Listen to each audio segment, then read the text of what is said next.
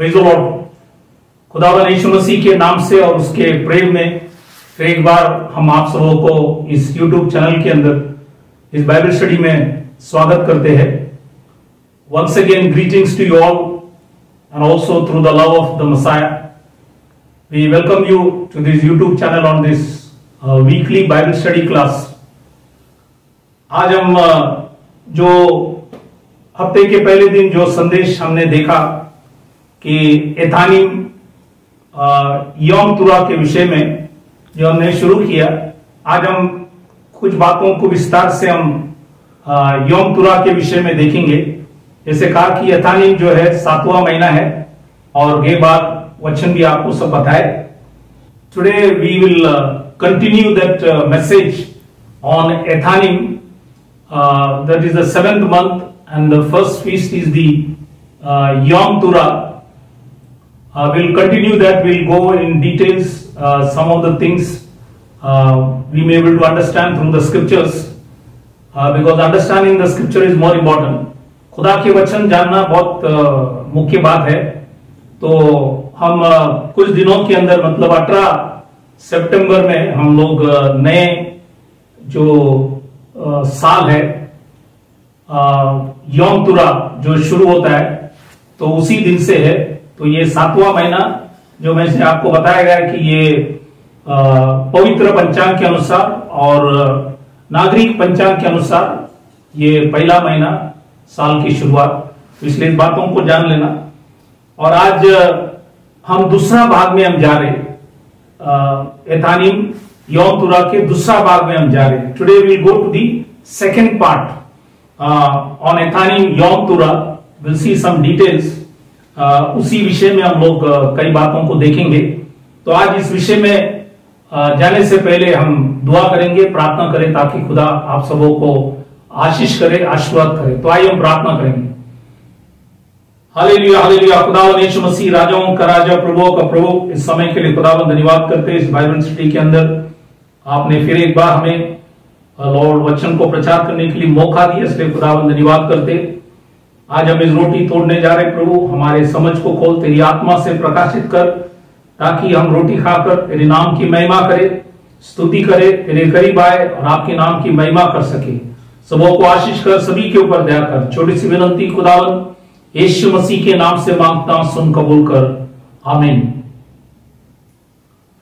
तो आज जो ये जो पर्व है 7वां महीने के पहले पर्व, जिसको बोलता है कि यौम तुरा या रोश हसाना, और इसके आज हम लोग इसमें जो तुरे फूकने के विषय में, इसके मूल कहां से ये शुरू हो गए और इसका प्रयोग कैसा होता है और इसका ध्वनि मतलब इसकी आवाज, उस 3 चीज के बारे में पहले हम देखेंगे। Today will see about the feast of trumpet and we'll see the origin, and then we'll see the usage, and then we also see the sound, that is the trumpet sound. There are different sounds on that, we'll see it. आज ये तुरे की जो पर्व है, ये बहुत मुख्य पर्व, इसलिए इसको जानना जरूरी है कई बातों को। तो इसलिए आज हम लोग पहले उसकी जो मूल है, ओरिजिन जो है, उसी को हम लोग वचन से देखेंगे। जैसे आपको बताया गया कि नरसिंगा, ये जो तुरे, ये इब्रानी भाषा के अंदर शोफर ये बात बताया गया, और ये एक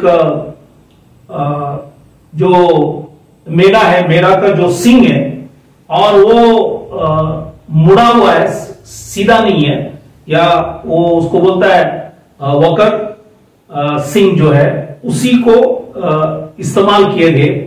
और ये फर्स्ट टाइम जो है, जब हम लोग उत्पत्ति की किताब 22वां अध्याय 13 में जब पढ़ता है, तो आप सभी लोगों को यह अध्याय जानते हैं कि इब्राहिम ने अपने इकलौता पुत्र को मोरिया पर्वत के अंदर समर्पण करने के लिए ले गए थे। लेकिन जब उन्होंने सब तैयारी किया, खुदा के वचन को आदर सम्मान किए और बलिदान करने के लिए जब लेके गए, तो खुदा के दूत आके उनको रोका। और उस टाइम 22वां अध्याय उत्पत्ति के 13 वचन में लिखा गया, तब इब्राहिम ने आंखें उठाई और क्या देखा कि उसके पीछे एक मेढ़ा अपने सींगों से एक झाड़ी में फंसा हुआ है। सो इब्राहिम ने जाके उस मेढ़े को लिया और अपने पुत्र के स्थान पर उसे होम बलि करके चढ़ाया। तो होम बलि करके उन्होंने चढ़ाया। तो यहां पे बाइबल में लिखा है जो मेढ़ा था उसका जो सींग है, यहां से ये है शुरुआत, जो मूल शुरुआत जो है यहां से हुआ कि उस टाइम से ये जो सींग है वापर किया जाते थे तुरई फूकने के लिए। यहां से शुरुआत आपको दिखने में आएंगी। तो इसलिए वहां से आप देखेंगे ये जो सींग है उसको तुरई फूकने के लिए इस्तेमाल किया गया। फर्स्ट टाइम आप वचन में देखेंगे। The origin of this trumpet, when we go to the word, because I said the trumpet in the Hebrew it's called shofar. It is a curved horn, and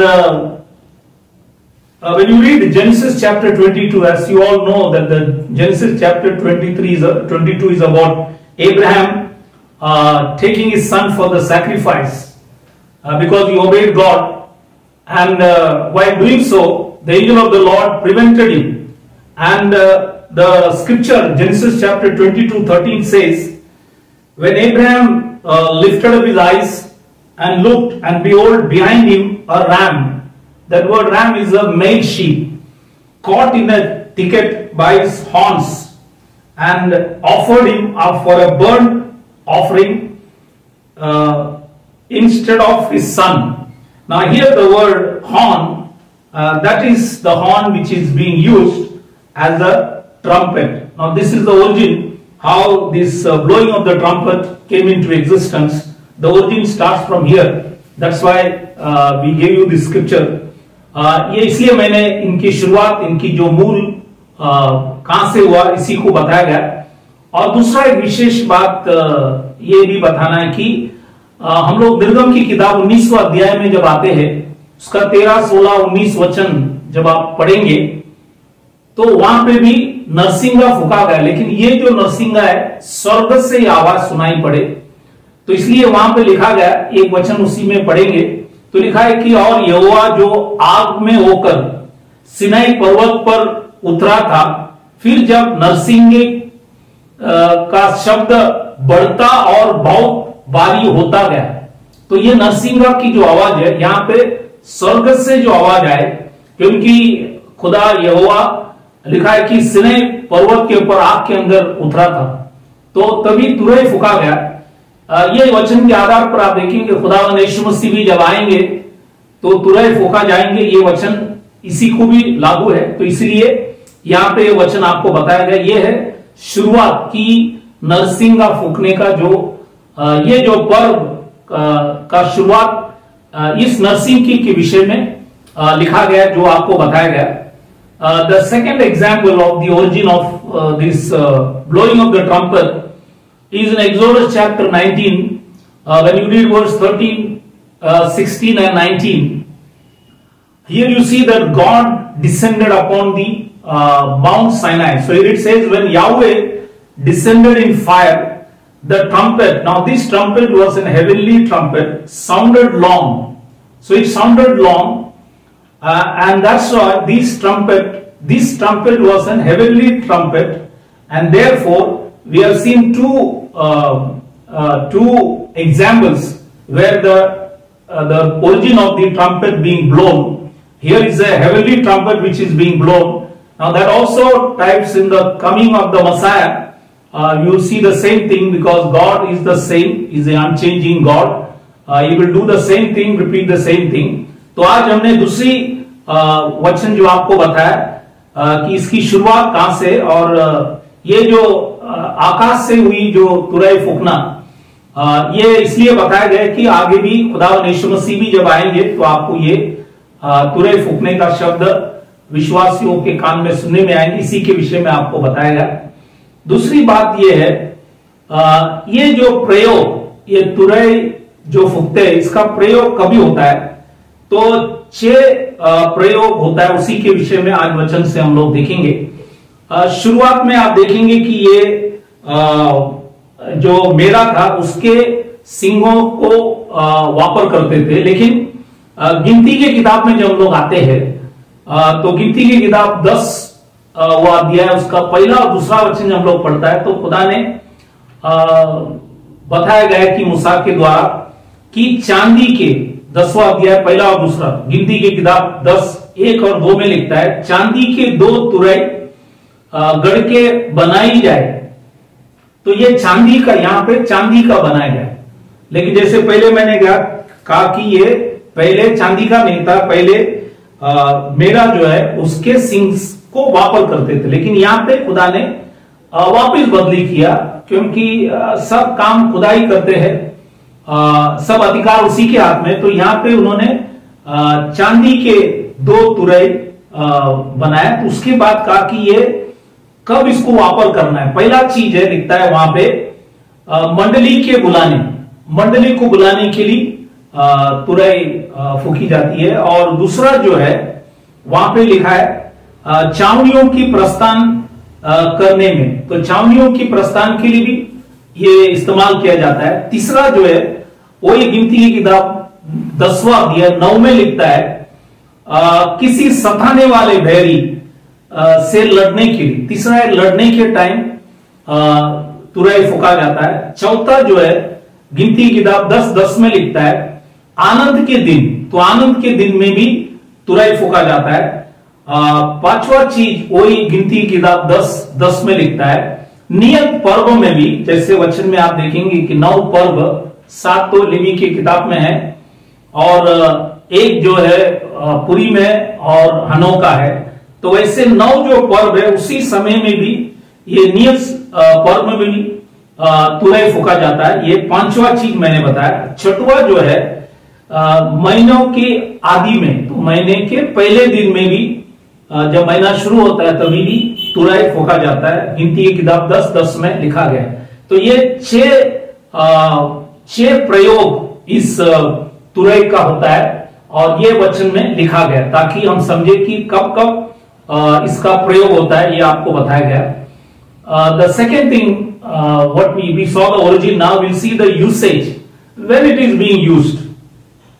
Now when we read Numbers chapter 10 verse 1 and 2, now here God again changed, because in the earlier time it was the horn of a male sheep that was being used, ram's horn that they say, that was used for blowing the trumpet. But here God again changed it. In the book of Numbers chapter 10 verse 1 and 2 says, make thee 2 trumpets of silver, a whole piece shalt thou make them. Now why it is being used? There are the usage is for 6 things.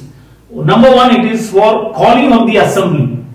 That's why the trumpet is used, calling of the assembly, number 1. Second is for journeying of the camps. When Israel went from one place to another, the journeying of the camps, they used to use this trumpet which was blown. When we go further in Numbers chapter 10 verse 9, it is to go for a war. When a battle or a war, then the trumpet is blown. That is the third occasion when it is being used. The fourth is Numbers chapter 10. During the time of gladness, trumpet is being blown. Usually it is in the time of the feast also. So here gladness, whenever there is a gladness, they used to blow the trumpet. Then the fifth occasion is Numbers chapter 10 says in the solemn feast. Now that is the 9th feast. 7 is already in the book of Leviticus. 8 is the feast of Purim. 9th is the feast of Hanukkah, feast of dedication that you see. So 9th feast, in this 9th feast also this trumpet is blown. And the 6th occasion is in the beginning of your months. In Numbers chapter 10 says, in the beginning of your months, the trumpet is being blown. So these are the 6 usages that we saw today from the scriptures, that the trumpet is blown during this time. And the first thing that we saw, calling of the assembly. Now, and that is also there, and the journeying of the camps. So this is the same thing. That's why God will use this trumpet when He is also going to come. तो आज हमने ये 6 जो प्रयोग जो है वचन से देखा गया, और इसलिए खुदावंद यीशु मसीह जब आएंगे तब भी ये इस्तेमाल किए जाएंगे, तो इसलिए इस बातों को जानना बहुत जरूरी है। तीसरा जो ये पर्व के विषय में इनका ये जो तुरई का जो साउंड करते हैं या ध्वनि या आवाज या शब्द, ये आप गहराई में जाएंगे तो इसका 4 शोफर जो है, तुरई फूकने का जो शोफर है उसका 4 अलग अलग आवाजें होती है या 4 ध्वनि होता है। ध्वनि मतलब जो आवाज है होता है, वो क्या क्या है हम लोग वचन से मतलब देखेंगे। ये वचन में आपको देखेंगे नहीं, लेकिन ये इस तरफ से उस पर्व के अंदर किया जाते हैं। पहला जो आवाज है उसको बोलता है इब्रानी भाषा के अंदर टेकिया। टेकिया की मतलब है एक लंबा नरसिंगा फूकना, लंबा शोफर बजाना। ये खास करके लड़ाई के लिए बजाते हैं और इस पर्व में भी बजाते हैं। और नंबर 2 है शिवारिंग। शिवारिंग मतलब 3 टूटा नरसिंगा फूका जाता है। यह है 3 टूटा नरसिंगा फूका जाता है, शोफर बजाया जाता है। यह है दूसरा जो है। तीसरा जो है तुरा। तुरा का ही मतलब है 9 छोटा नरसिंगा। 9 छोटा नरसिंगा जो है बजाया जाता है। जैसे शिवारम जो बजाते हैं 3 टूटा नरसिंगा, मतलब उस टाइम जब लोग बैठ के रोते हैं, खास करके घराना जो होता है जब बहुत दुखित होता है, क्योंकि मनुष्य जब दुखित मतलब पाप से भरा हुआ जीवन, दुख से भरा हुआ जीवन में जो घराना होता है, उस टाइम ये शिवारिम का बजाना का आवाज उसी तरह होता है। और तुरा जो है 9 छोटा नरसिंगा जो है वो बार बार जब रोता है तो उसी को याद दिलाता है कि 9 छोटा नरसिंगा फूका जाता है। और चौथा जो है उसको बोलता है टेकिया गडोला। ये टेकिया गडोला एक ही बार बजाते, उसको बोलता है अंतिम तुरई फूकना। और ये लंबा भी है और ये ऊंचा भी है, ऊंचा आवाज भी है, लंबा भी है। इसलिए हम लोग जब 1 कुरिन्थियन 15वां अध्याय 52 वचन जब पढ़ता है तो वचन में लिखा गया एक आखिरी अंतिम तुरई फूका जाएंगे, और ये अंतिम तुरई में खुदावंद यीशु मसीह आएंगे। इसलिए इस शोफर की जो आवाज को भी पहचाना, मतलब ये सब लोग नहीं जानेंगे, लेकिन खुदा जिनको चुना है, जिनको बुलाएंगे, उनकी कान में ये आवाज सुनाई पड़ेंगे। और मंदिर में जब ये जब पर्व के समय 99 बार लोग ये तीनों जो टेकिया है, शिवारिम है और तुरा जो है 99 बार इसको उस पर्व के समय वापर करता है। और एक बार जो है आखिरी अंतिम तुरई, इसलिए बोलता है 100 बार ये तुरई शोफर उस पर्व के टाइम बजाते, और इसलिए कि उनका रोना दुखित अवस्था में, वो दुखित अवस्था के अंदर, पाप से भरा हुआ जीवन के अंदर उनके घराना, ऐसे सब समय के अंदर ये तुरई जब फूकता है तो लोगों को अपने गलती, अपने पाप, अपने अधर्म और जो भी गुनाह किए उसी को याद करते हैं और खुदा से क्षमा मांगते हैं। इसलिए ये आपको इस ध्वनि के विषय में, आवाज के विषय में भी 4 जो अलग अलग आवाज है बताया गया। Now shofar, there are 4 sound of shofar. What is this 4 sound? One is called tekiya. The first is tekiya. Tekiya means one long blast. Normally it is during the time of battle, and also life is full of battle. So in this feast of trumpet, when they blow the shofar, tekiya means one long blast. Then the second is shivarim. Shivarim means 3 broken blasts. That is when people cry and there is a groaning because of the sinful state that they are in, all the evil things that people are committed, and they feel guilty about it, and that's why they are groaning. That this sound when is heard, then you know your state of your sinful conditions, That's why this Shivarim, the 3 broken blast is being blown, and the third is Tura. That is how the word Yom Tura has come. Is Tura means 9 short blast. Now this is weeping and sobbing. That is keep sobbing, weeping. So therefore there are 9 short blasts when it is being blown by the priest. Then you know that people are weeping, sobbing because of the condition that they are in. That's why these 3 the sound they blow it 99 times during the feast, and one last is called, the 4th sound is called Tekiah Gedola. Tekiah Gedola means one very long blast. It is only blown once, and it is the loudest and the longest, and that's called in the Bible the last trump. That's why when we read 1 Corinthians chapter 15:52, it says at the last trump, Bible says the Messiah will come. That's why we need to know this. Now that sound the believers will hear in their ears, the last sound, you will hear it, and he will tell you, come up hither, and you will hear this sound. So these are the 4 sound of the shofar that is being blown. तो इसलिए यहाँ पे आपको ये 4 तुरे जो chauffeur की जो ध्वनि है, आवाज जो है, वो आपको बताया गया ताकि आपको समझ में आए कि इसमें एक आखिरी जो टेकिया गेडोला है एक ही बार बजाया जाता है, वो है अंतिम तुरई। इसी को याद रखना, वचन में लिखा गया, इसलिए वो तुरई फूकने के समय खुदावन यीशु मसीह आएंगे। विश्वास करने वाले उनके कान के अंदर ये आवाज सुनेंगे और कहेंगे कि ऊपर आ जाओ, तो खुदा विश्वासियों को ऊपर बुलाएंगे। इसलिए इस आवाजों को भी आपको समझाया गया। और हम इस पर्व के टाइम 4 बलिदान होता है। जब हम गिनती की किताब 29वां अध्याय तो उसका 1 से 6 वचन जब पढ़ेंगे, वहां पे 4 बलिदान के विषय में लिखा गया है। और एक है होम बलि, दूसरा है अन्न बलि, और तीसरा है पाप बलि, और चौथा है दाख मधु की बलि।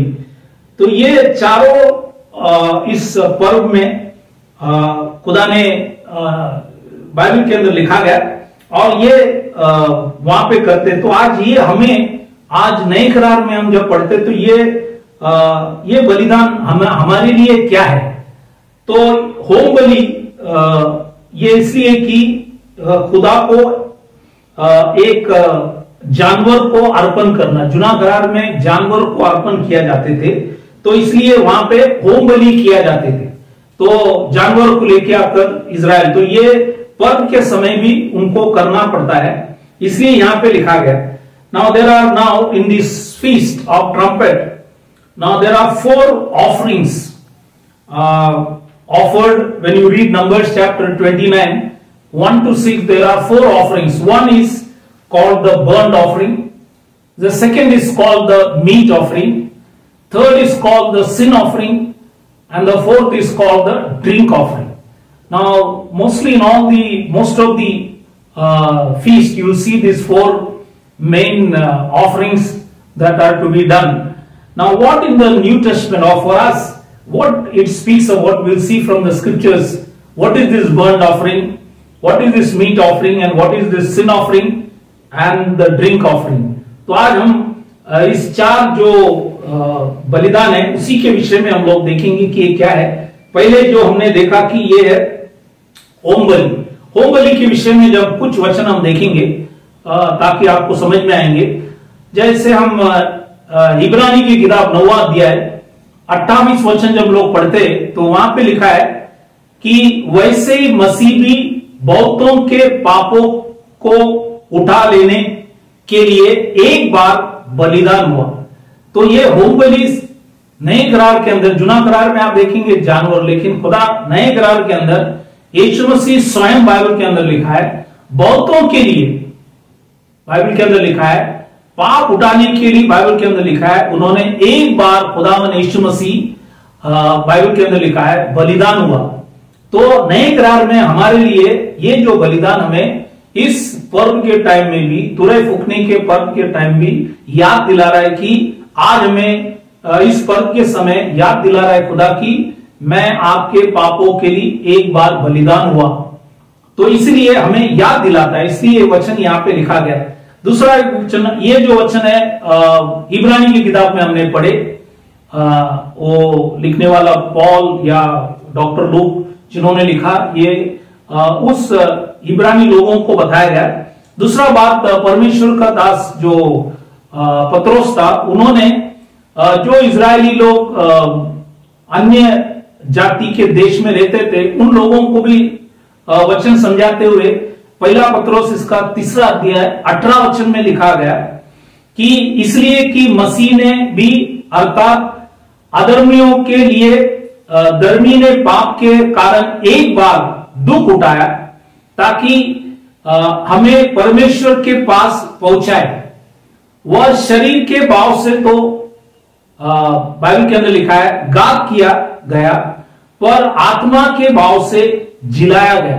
तो आज यहां पे लिखा है, परमेश्वर के दास पत्रोस भी लिखा है कि वो अधर्मियों के लिए, बाइबल के अंदर लिखा है खुदा धर्मी बनकर हमारे पापों के लिए, बाइबल के अंदर लिखा है उन्होंने दुख उठाया। और एक बार जैसे हमने पहले वचन में पढ़े, लेकिन हम लोग यहाँ पे इस दोनों वचन जो हमने पढ़े उसी के आधार पर खुदा ने यहोवा जो शरीर में आया जिनका नाम है यशुआ, उन्होंने अपने जीवन को क्रूस के ऊपर अर्पित किया ताकि हम पाप से बच जाए। तो खुदा स्वयं मनुष्य बनकर हमारे लिए अर्पित किया गया। तो जो होम बलि है, ये बताया कि इब्रानी भाषा के अंदर जो होम बलि है उसको ये कहा गया कि ओला से आया होलोकॉस्ट। होलोकॉस्ट जो है ये होम बलि को बोलता है होलोकॉस्ट।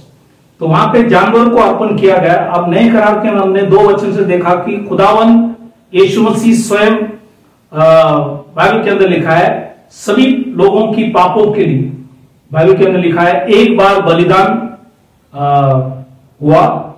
और यहां पे वचन से खुदावन स्वयं बलिदान किया। लेकिन विश्व में ये जो इजरायली लोग, यहूदी लोग एक होलोकॉस्ट दिन मानते हैं, क्योंकि विश्व में बहुत बार आप देखेंगे कि बहुत से लोगों ने लोगों को ही नाश कर दिया। वो भी एक तरफ का होलोकॉस्ट है। और विशेष करके आप देखा होगा कि बहुत से यहूदियों को, कि 6 मिलियन से ज्यादा यहूदियों को हिटलर ने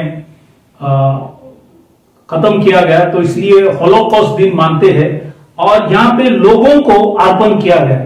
इसलिए इस बातों को जानना चाहिए कि सब जगह, सब देश में आज कई बार बच्चों की अर्पण किया जाता है, बलि किया जाता है।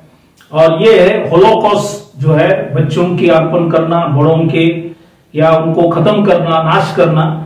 जैसे खुदा ने हमारे पाप को नाश करने के लिए स्वयं अपने जान दिए, लेकिन यहाँ पे लोग किसी के विरुद्ध होकर किसी के जान ले लेते, वो भी एक तरफ का होलोकॉस्ट है। इसलिए ये वचन आपको यहाँ पे बताया गया। Now when we see the first offering out of the 4 offerings that is given during the time of the Feast of the Trumpet, the first is the burnt offering. The word burnt offering, in Hebrew it is called ola. Ola, from that word it has come holocaust, as going up in a smoke, offering presented unto God. Now here there are 2 scriptures in the New Testament. These burnt offering for us in the New Testament, also for us in the time of this feast, is Hebrew chapter 9:28 says, so Christ was once offered to bear the sins of many. Now that's what we see in the book of Hebrew, Paul or Dr. Luke speaking to all the Hebrews there. Then in 1 Peter chapter 3:18, Peter is speaking to all the Jewish people that's called Diaspora, scattered in the Gentile nations. And he is saying in 1 Peter 3:18, for Christ also has once suffered for sins, the just for the unjust, that he might bring us to God, being put to death in the flesh, but quickened by the Spirit. Now here, through two scriptures, we have seen that Yeshua presented himself as an offering to God, which is an holocaust, which is a burnt offering. But the world offered during the Holocaust, you see that men as sacrifices, especially the Jewish people during the time, you all know it, that 6 million Jews were killed by Hitler, and they observed the day of Holocaust. It is because of that. Now in all countries, many countries, even in India, you see that children are sacrificed as a burnt offering. Men are sacrificed for various reasons. You see that. So here you see that these are the scriptures. I showed you that Jesus Christ, he is our burnt offering because he gave his life for the sins of many. That's why this burnt offering is Jesus Christ dying for us. That's what the scripture says in the New Testament.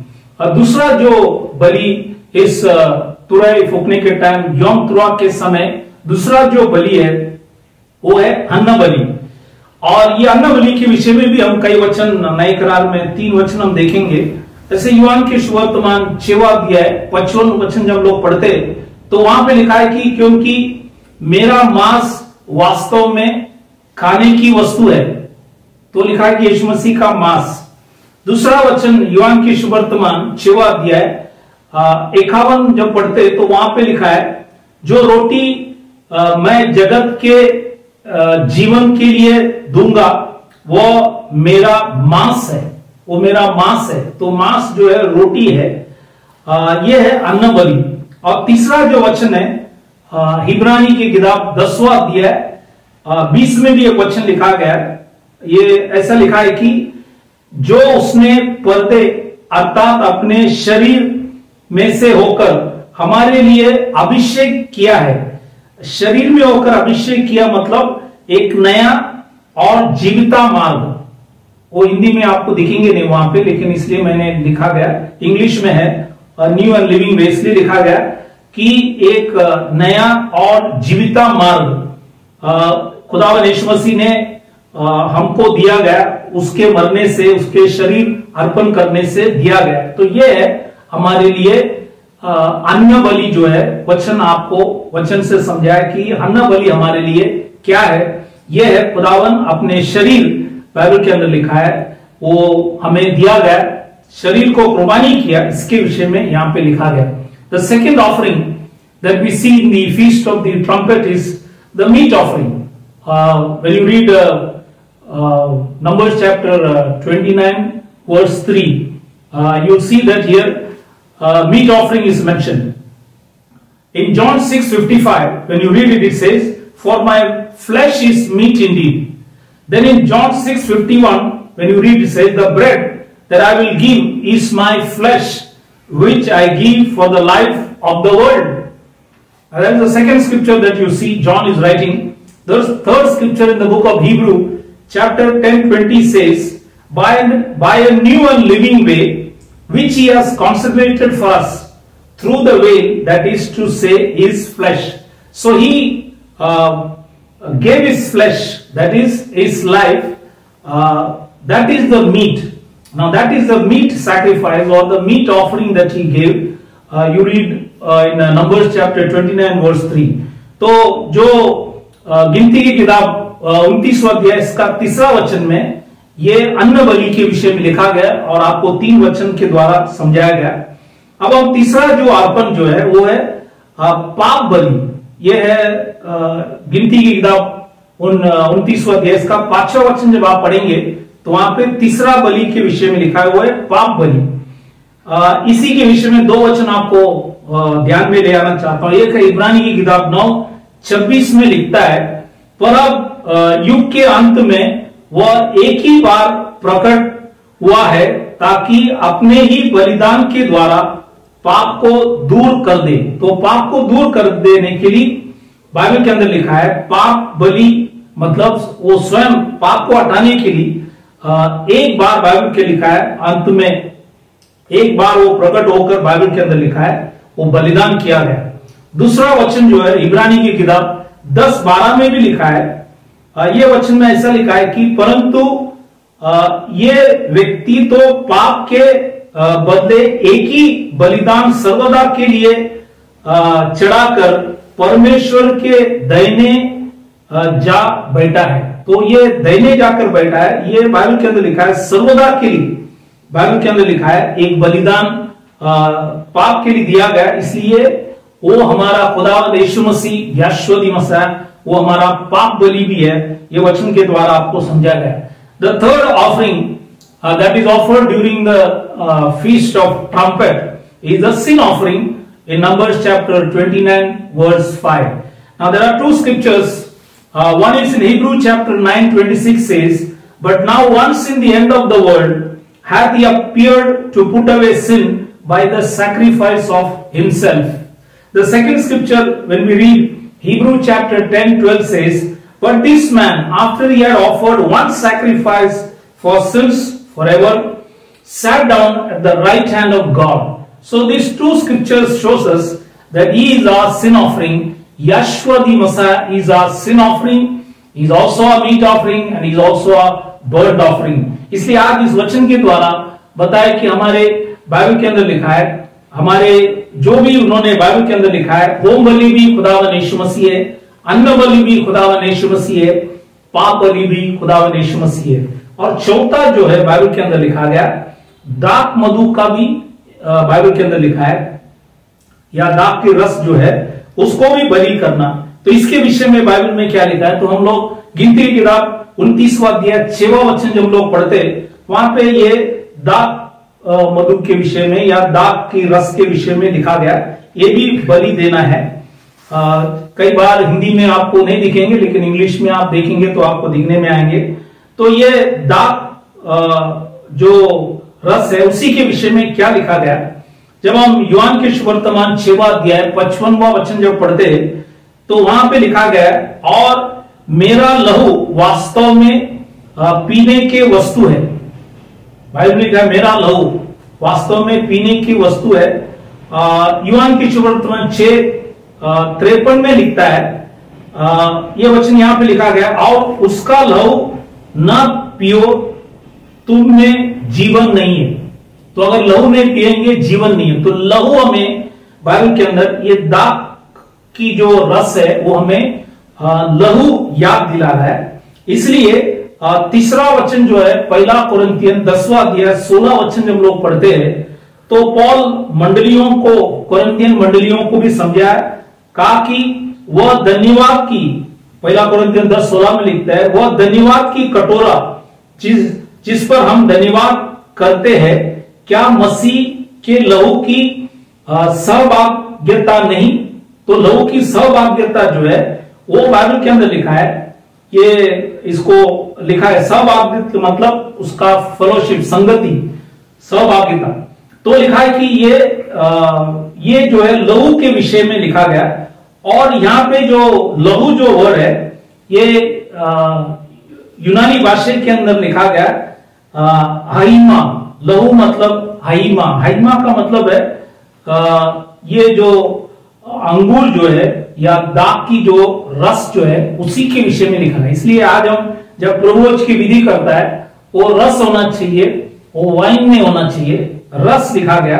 लहू मतलब Bible के अंदर लिखा है ये हाइमा है, तो ये अंगूर का जो है वो जूस होना चाहिए, रस होना चाहिए। इसलिए यहां पे ये वचन आपको दिया गया।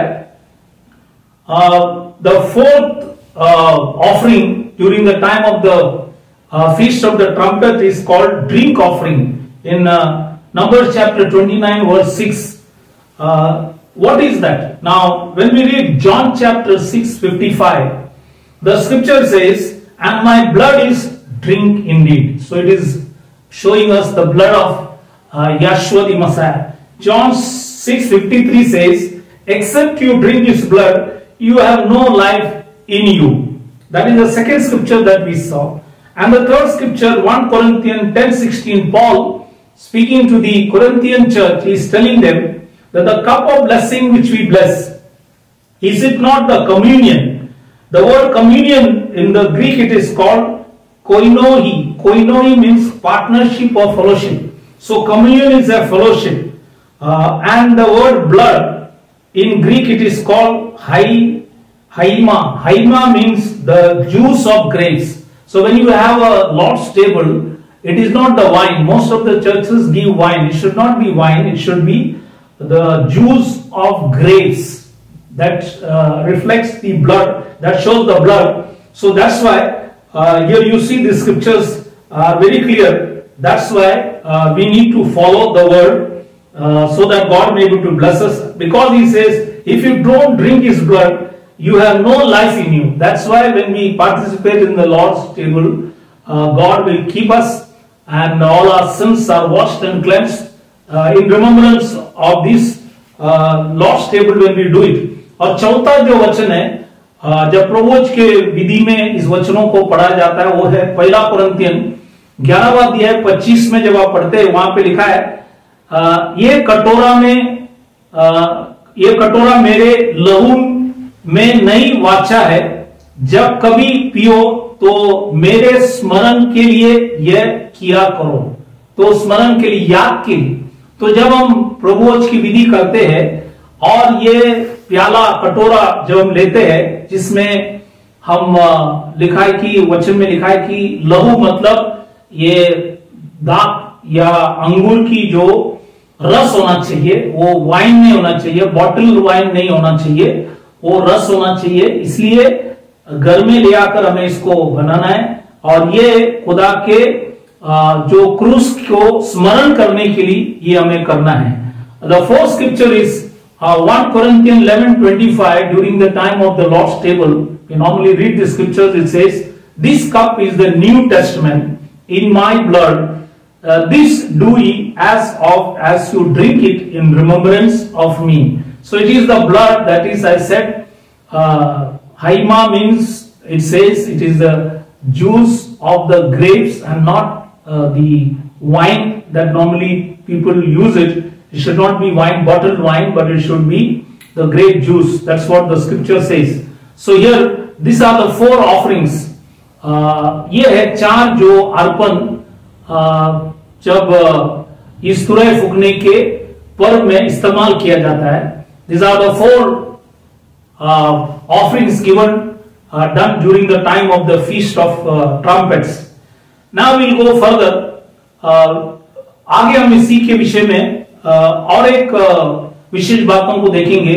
ये जो शोफर मतलब तुरई कब बजाए जाते हैं या फूकते हैं, तुरई कब फूकते हैं, तो मैं 7 उदाहरण, जैसे बाइबल में बहुत से उदाहरण हैं, लेकिन आज 7 उदाहरण आपको बताना चाहता हूं कब कब ये शोफर पुकारा गया या बजाया गया या नरसिंगा फूकने का समय कब करते हैं। विशेष करके 7 चीजें जो आपको बताना है। एक है जब सिनै पर्वत पर यहोवा, बाइबल के अंदर लिखा है, उतरा, तब बाइबल के अंदर लिखा है शोफर तुरई फूका गया। ये निर्गम की किताब 19वां अध्याय 18-19 वचन पढ़ेंगे तो आपको दिखेंगे। ये पहला उदाहरण आपको बताया। दूसरा जो है लेवी की किताब 23वां अध्याय 24 वचन जब पढ़ता है तब ये तुरई फूकने का जो पर्व में तुरई फूका जाता है, ये पर्व में विशेष फूका जाता है, इसलिए ये वचन आपको बताया गया। तीसरा जो है लेवी की किताब 25वां अध्याय 10वां वचन जब पढ़ता है, जब जुबली का साल आता है, मतलब वो है 50वां साल, 50वां साल जब जुबली का साल होता है तभी भी तुरई फूका जाता है, वचन में लिखा गया। ये तीसरा टाइम बाइबल में ये तुरई फूका जाता है। चौथा जो है जोशुआ की किताब 6वां अध्याय 5वां वचन जब लोग पढ़ते हैं तो लिखता है कि जेरिको नगर की शहरपना तुरई फूकने से बाइबल में लिखा है गिर गया। तो ये है एक और एक उदाहरण, चौथा उदाहरण आपको बताया। 5वां उदाहरण जो है दूसरा शमूएल 6वां अध्याय 15 वचन में जब पढ़ता है, जब दाऊद राजा ने बाइबल के अंदर लिखा है यहोवा की जो संदूक यरूशलेम में जब लौटाया तभी भी तुरई फूका गया। ये आपको वचन के द्वारा मिलेंगे।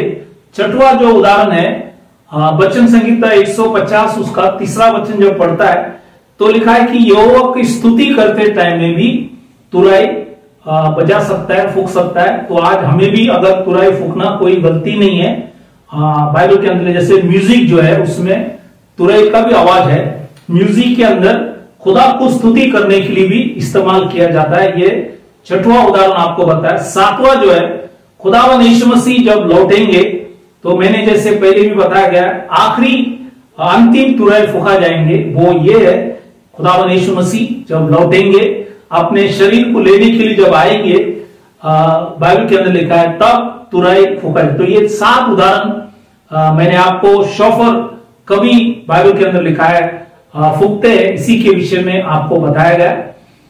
Now will see how this when this shofar is sounded.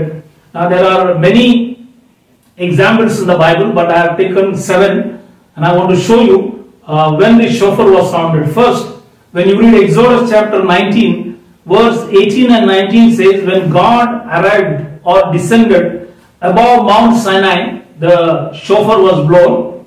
The second example is Leviticus chapter 23-24. It is during the time of the feast of the trumpet, this shofar is blown.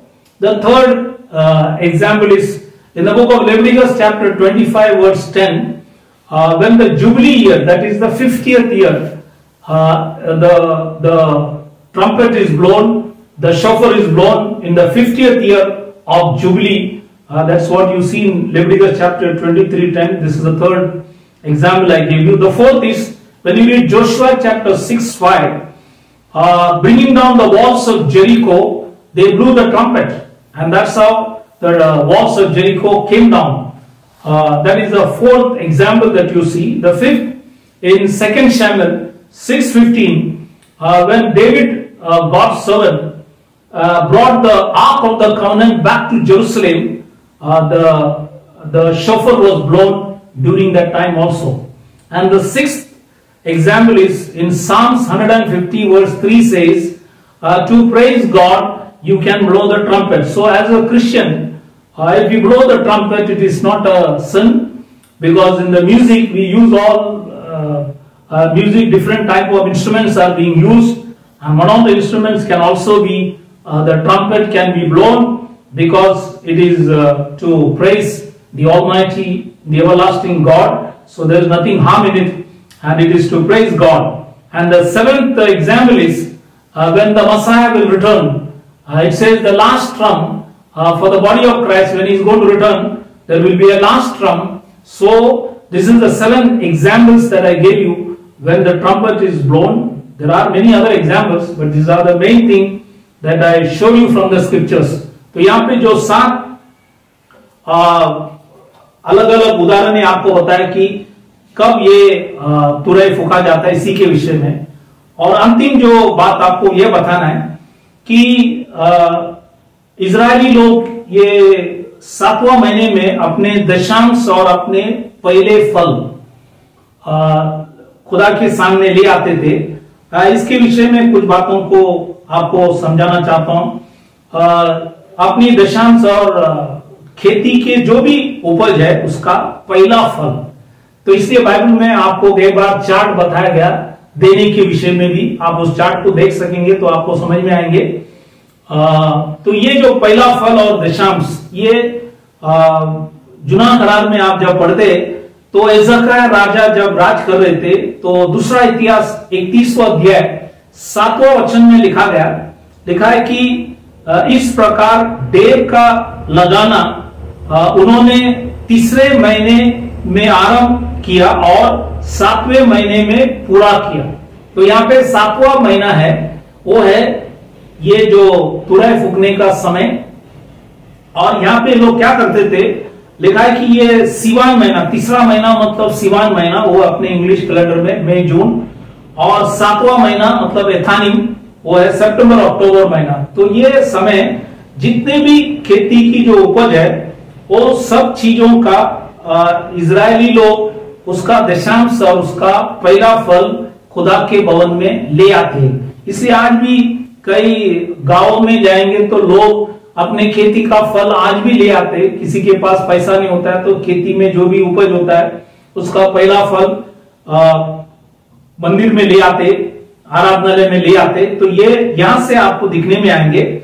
और दूसरा बात है कि विशेष करके Israeli लोग ये 7 खेती की जो उपज है, जैसे दूसरा इतिहास 31वां अध्याय 5 में जब लोग पढ़ते हैं, दूसरा इतिहास 31वां अध्याय 5 में, वहां पे तो 7 लिखा नहीं है, लेकिन आप पढ़ेंगे तो ध्यान से, इजरायली लोग 7 जो खेती का जो उपज है वो परमेश्वर के सामने अर्पण करते। एक है गौ, नंबर 2 है जौ, तीसरा जो है अंगूर दाख जो है, और चौथा जो है अंजीर, 5वां जो है अनार, 6वां जो है जैतून, और 7वां जो है खजूर।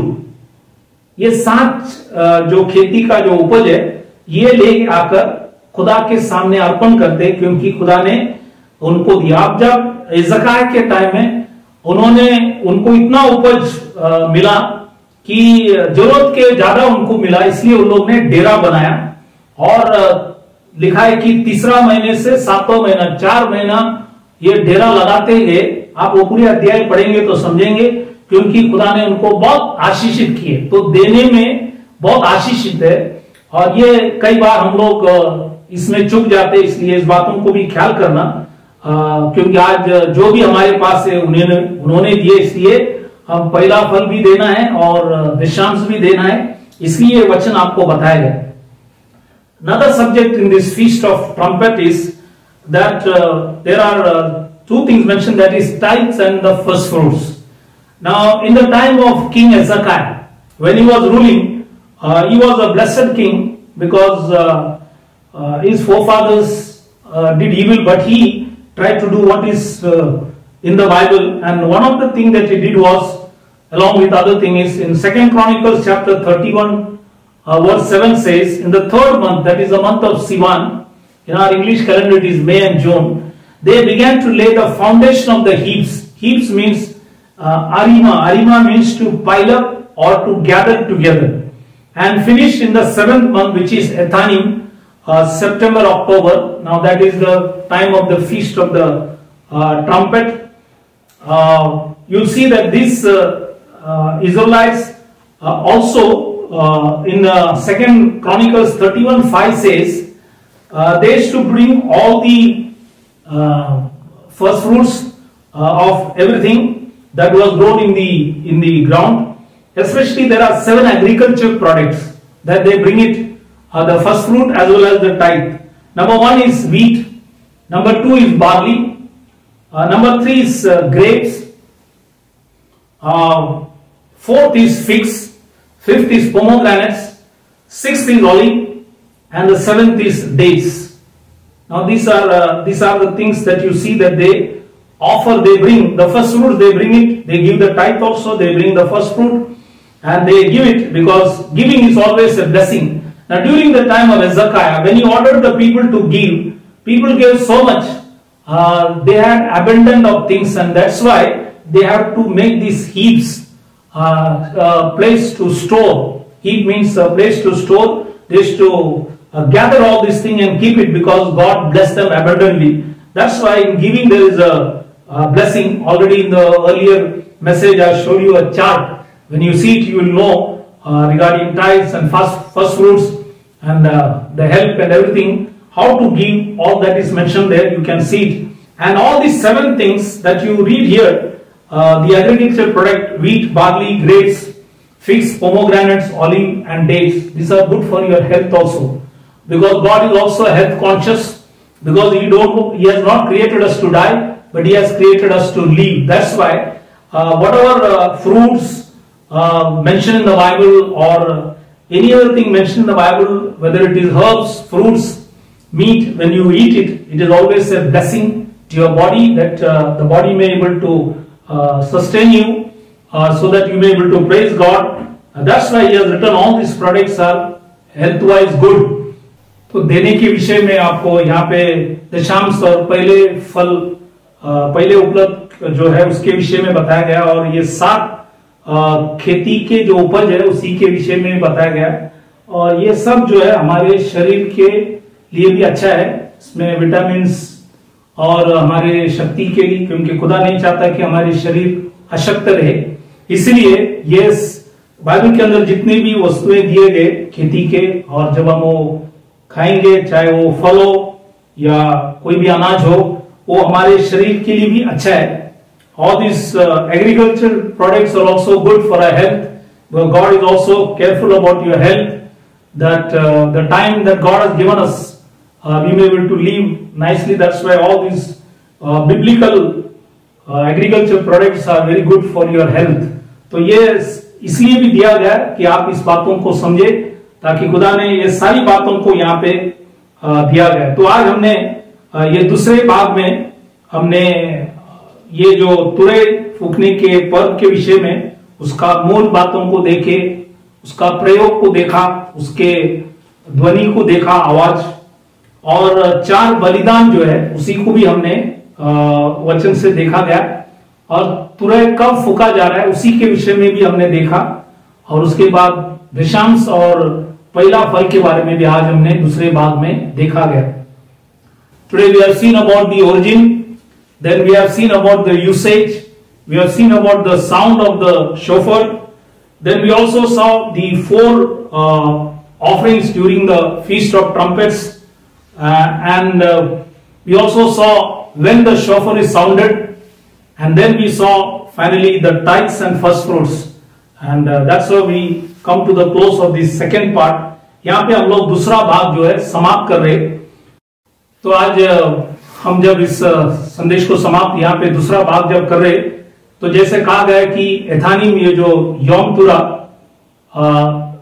नागरिक पंचांग के अनुसार पहला महीना और पवित्र पंचांग के अनुसार 7वां महीना है, और ये 7वां महीने में 3 पर्व है. इसलिए यहाँ पे सितंबर 18 से जो यौम तुरा शुरू होते, तो 3 पर्व है. तो इसलिए सितंबर 18 से अक्टूबर 9 तक 21 दिन उपवास प्रार्थना आयोजित किया. इसलिए यदि आपको समय वक्त मिलता है तो अपने अपने घर में, और खुदा ने सबों को समय दिया है, हम बैठकर प्रार्थना करें और अपने पापों को कबूल करें कि गॉड हमारे ऊपर दया करे, अनुग्रह करे.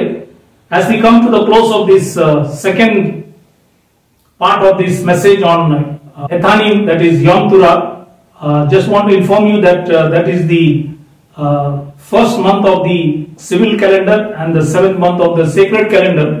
So we have organized fasting prayer from September 18th to October 9, 21 days. So if you want to participate, you can also participate in your home. Pray, ask God forgiveness, and come closer to the word, that God may bless you in this time. और एक विशेष बात ये भी बताना है कि ये साल में, और विशेष करके सितंबर 15 तारीख को शांति का जो समझौता वाशिंगटन में किया जाता है इजराइल और अरब देश के द्वारा. अभी ये भी एक चिन्ह है आपको समझने के लिए कि जब दुनिया में लोग कहेंगे कि शांति शांति, तो अचानक कुछ घटना होगा. ये थिस्सलुनीका की किताब में लिखा हुआ वचन है, इसलिए इस बातों को भी समझ लेना जरूरी है. Now, also want to inform you that there is a peace accord which will be signed on September 15 in Washington DC between Israel and the Arab countries. Now, it has never happened, and if it is happening, then we also know in Thessalonica the scripture is written, when they shall say peace and safety, there shall be sudden destruction. Therefore, this is also a sign that you need to keep it in mind, so that we may be watchful and prayerful. इसलिए हम लोग Bible के अंदर लिखा है, जागते और प्रार्थना करते रहना जरूरी है, ताकि समय को पहचाने और क्या घटना हो रहे, विशेष करके जैसे गॉड ने वचन में लिखा गया कि जो अंजीर की झाड़ है उसके विषय में वो इजराइल, इसलिए इजराइल में अगर कोई भी इजराइल के साथ कुछ भी होता है तो हमें ख्याल करना है. इसलिए इस बातों को भी याद दिलाया. और अगले पहले हफ्ते में हम लोग नेहमिया की किताब से, नेहमिया ने इस 7वां महीने में ये जो तुरई फूकने के पर्व में क्या क्या चीज बताया, उसी के विषय में हम लोग हफ्ते के पहले में उस बातों को देखेंगे. Next week, the first day of the week, we'll continue this message, the third part, and we'll see on this Yom Turah, Rosh Hashanah, what Nehemiah did it, how they did it, all those things we'll see in the next week message, the third part that we'll see. तो तीसरा भाग में नहमिया ने क्या क्या किया उस तुरह फूंकने के विषय में, उसी को भी हम लोग देखेंगे। तो फिर एक बार चर्च के तरफ से मैं आप सबों को थैंक यू बोलना चाहता हूं कि आपने इस YouTube चैनल के अंदर इस संदेश को आप देखते हैं, इसलिए खुदा को धन्यवाद करता हूं। और खुदा ने हम सबों को इस महामारी से बचाकर यहां तक पहुंचाया, क्योंकि आज हम जब देखते हैं तो हिंदुस्तान के अंदर 90,000 से ज्यादा और 1 लाख के करीब लोग हर दिन पीड़ित है। इसलिए प्रार्थना करना, अपने आप को भी ख्याल करना बहुत जरूरी है। Now you also know that God has protected us from this pestilence, and every day we see and read in the paper, in the newspaper, in the news that we hear that people are suffering from this pestilence, and round about more than 90,000 people per day, nearing to 1 lakh. Every day people are suffering. Therefore, we need to pray and we need to take care so that God may bless you all. खुदा आप सबों को इस वचन के द्वारा आशीष करे और खुदा में बने रहे, ताकि हम यीशु मसीह के आने के तैयारी भी करें और अपने गलतियों को भी ढूंढे और जो सही है वो करे, ताकि खुदा के लिए एक अच्छे पात्र बनकर जीने के लिए उसके आगमन तक हम अपेक्षा करते रहे। We'll wait till the coming of the Messiah, and we'll correct ourselves, do all that which is right, that we may be fit vessel for the master's use. प्रभु आप सबों को आशीष करे। Thank you very much. God bless you.